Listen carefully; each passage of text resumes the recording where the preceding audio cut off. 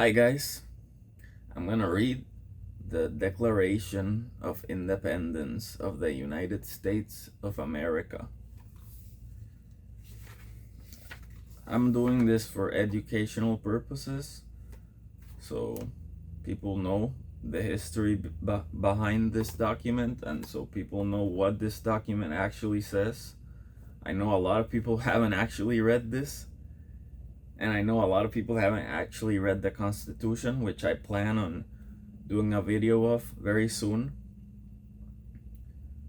But, it's good to know the documents that were part of the foundation of this country. So let's get to it.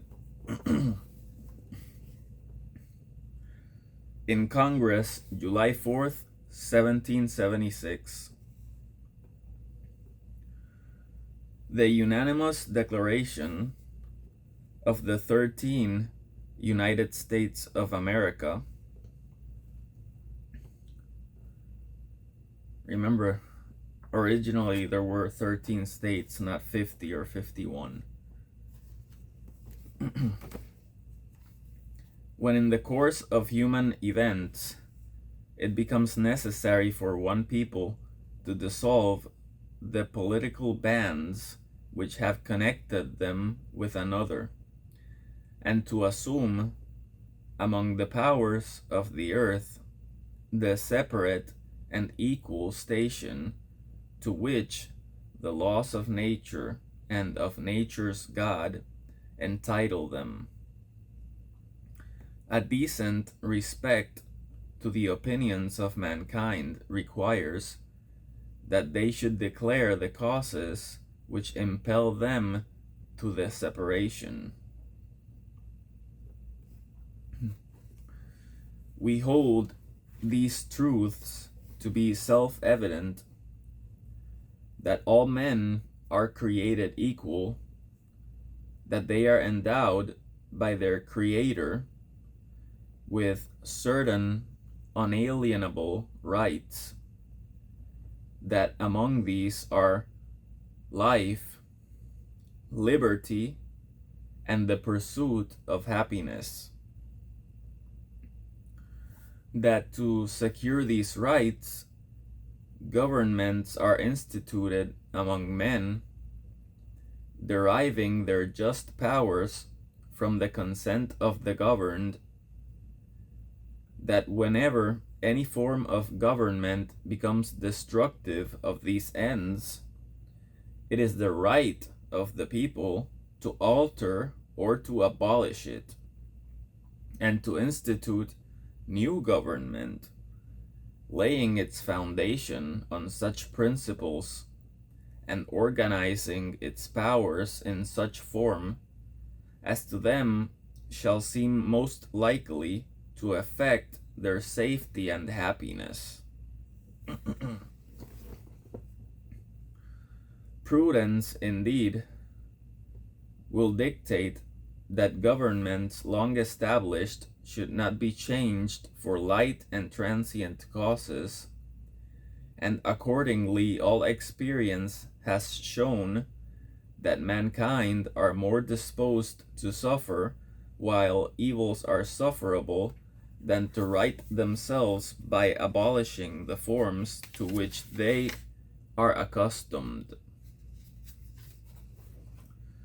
But when a long train of abuses and usurpations, pursuing invariably the same object, evinces a design to reduce them under absolute despotism, it is their right, it is their duty to throw off such government and to provide new guards for their future security.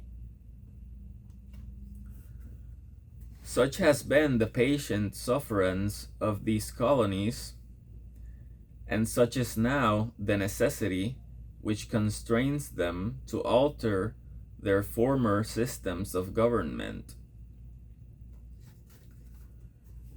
The history of the present King of Great Britain is a history of repeated injuries and usurpations. all having in direct object the establishment of an absolute tyranny over these states.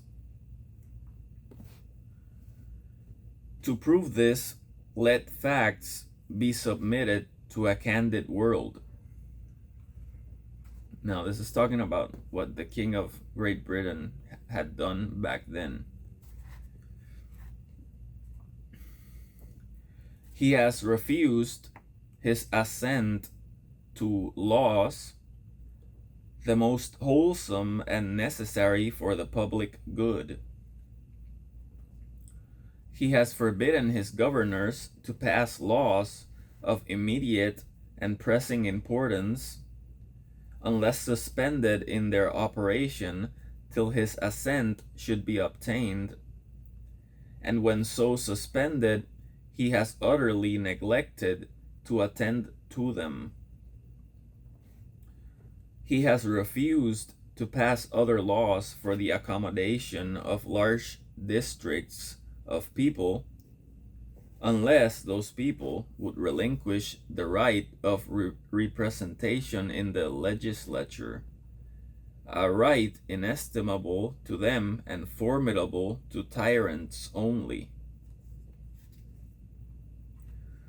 He has called together legislative bodies at places unusual, uncomfortable, and distant from the depository of their public records, for the sole purpose of fatiguing them into compliance with his measures. He has dissolved representative houses repeatedly, for opposing with manly firmness his invasions on the rights of the people. He has refused for a long time, after such dissolutions, to cause others to be elected, whereby the legislative powers, incapable of annihilation, have returned to the people at large for their exercise, the state remaining in the meantime exposed to all the dangers of invasion from without and convulsions within. He has endeavored to prevent the population of these states,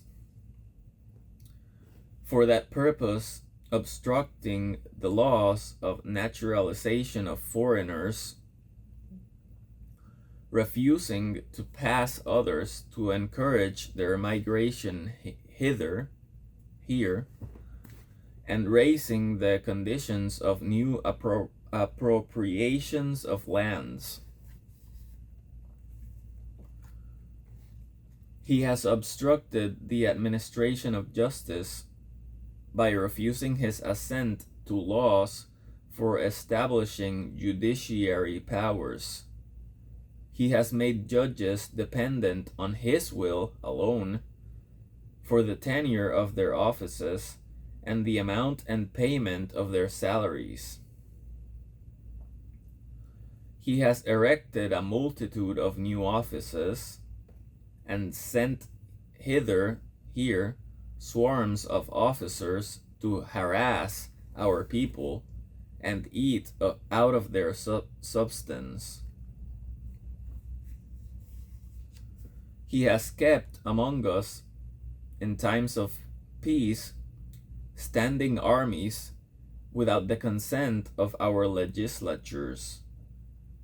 He has affected to render the military independent and superior to the civil power.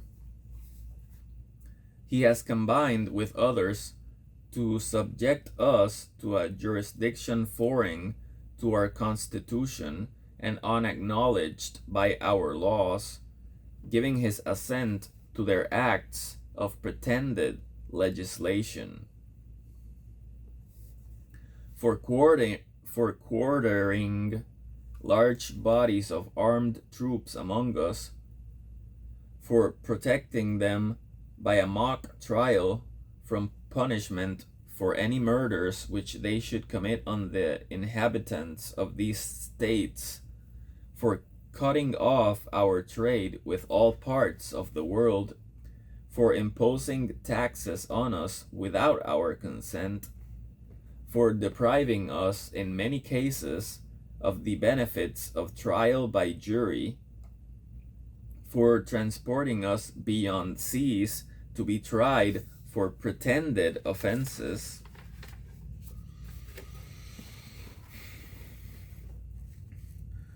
for abolishing the free system of English laws in a neighboring province, establishing therein an arbitrary government, and enlarging its boundaries so as to render it at once an example and fit instrument for introducing the same absolute rule into these colonies.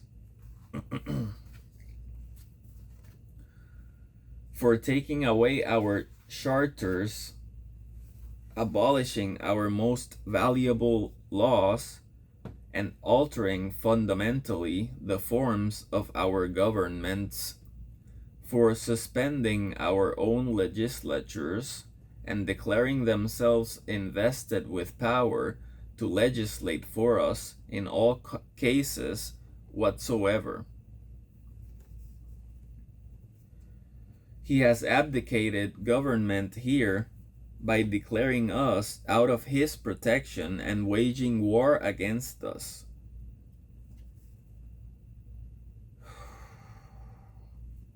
He has plundered our seas, ravaged our coasts, burned our towns, and destroyed the lives of our people.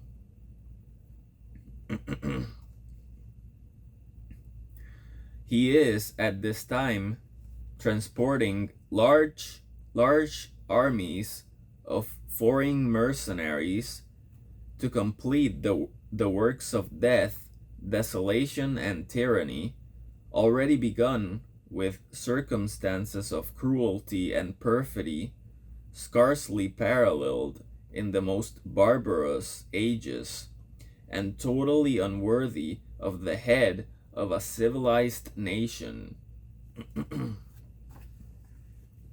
He has constrained our fellow citizens taken captive on the high seas to bear arms against their country, to become the executioners of their friends and brethren, or to fall themselves by their hands.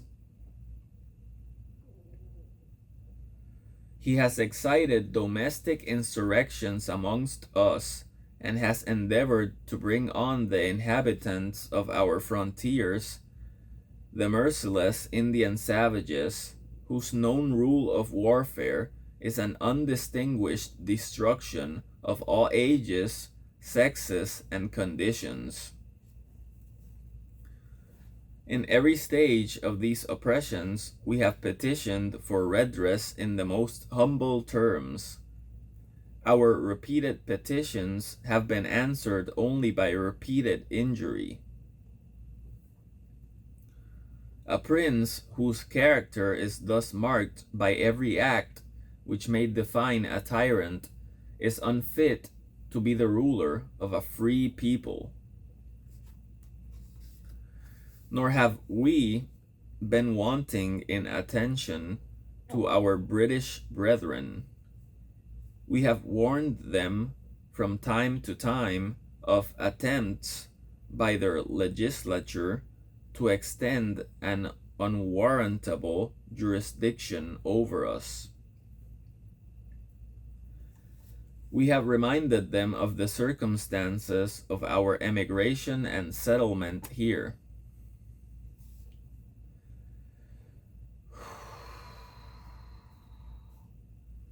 We have appealed to their native justice and magnanimity, and we have conjured them by the ties of our common kindred to disavow these usurpations, which would inevitably interrupt our connections and correspondence. They too have been deaf to the voice of justice and of consanguinity. We must, therefore, acquiesce in the necessity which denounces our separation and hold them, as we hold the rest of mankind, enemies in war, in peace, friends.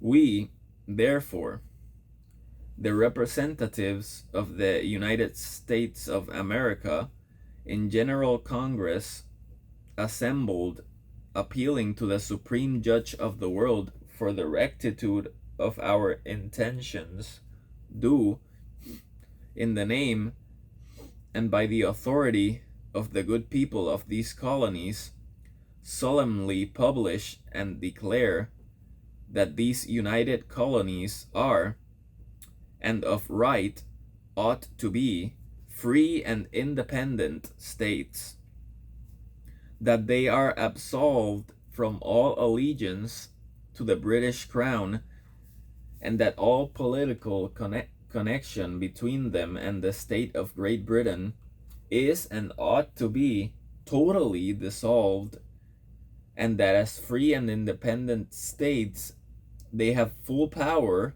to levy war, conclude peace, contract alliances, establish commerce, and to do all other acts and things which independent states may of right do. And for the support of this declaration, with a firm reliance on the protection of divine providence, we mutually pledge to each other our lives, our fortunes, and our sacred honor.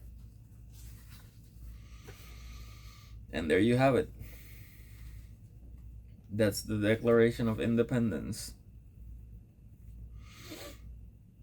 And these are the signatories. These are the people that signed the Declaration of Independence. These are the names: Button Gwinnett, Lyman Hall, George Walton, William Hooper, Joseph Hughes, John Penn, Edward Rutledge, Thomas Hayward Jr., Thomas Lunch Jr., Arthur Middleton, John Hancock, Samuel Chase, William Paca, Thomas Stone, Charles Carroll of Carrollton, George Wythe, Richard Henry Lee, Thomas Jefferson, Benjamin Harrison, Thomas Nelson Jr., Francis Lightfoot Lee, Carter Braxton, Robert Morris, Benjamin Rush, Benjamin Franklin, John Morton, George Clymer, James Smith, George Taylor, James Wilson, George Ross, Caesar Rodney, George Reed, Thomas McKean, William Floyd, Philip Livingston, Francis Lewis, Lewis Morris, Richard Stockton, John Witherspoon, Francis Hopkinson, John Hart, Abraham Clark, Josiah Bartlett, William Whipple, Samuel Adams, John Adams, Robert Treat Paine, Elbridge Gerry, Stephen Hopkins, William Ellery, Roger Sherman, Samuel Huntington, William Williams, Oliver Wolcott, and Matthew Thornton. And that's it. That's the people who signed it. And, just comment whether you'd like for me to post the Constitution. I will do it anyway. But